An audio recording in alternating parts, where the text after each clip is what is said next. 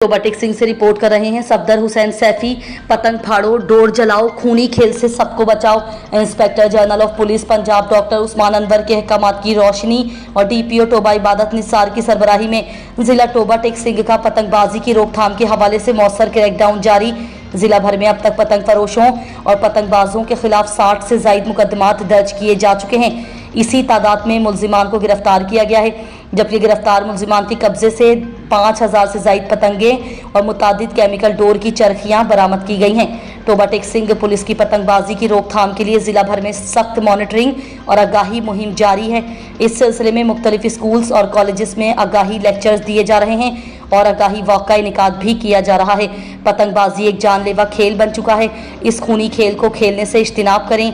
Motorcycle चलाते वक्त helmet के इस्तेमाल को यकीनी बनाएं और गर्दन पर मफलर वगैरह लपेट लें। उसके साथ साथ मोटरसाइकिल पर सेफ्टी रॉड जरूर लगवाएं। छोटे बच्चों को मोटरसाइकिल के आगे बिठाने से परहेज करें। अगर कोई आपके आसपास पतंगबाजी या पतंग फरोशी करे तो उसकी इत्तला फौरन 15 पर दें।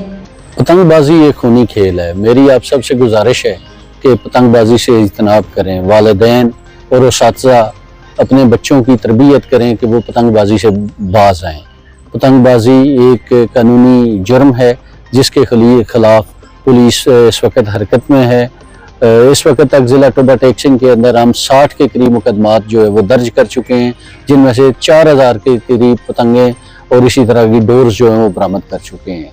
इसके अलावा जितने मोटरसाइकिल सवार हैं उनसे मेरी दरख्वास्त है कि वो इसके लिए ज़रूर सेफ्टी मेजर्स लें, हेलमेट का इस्तेमाल करें।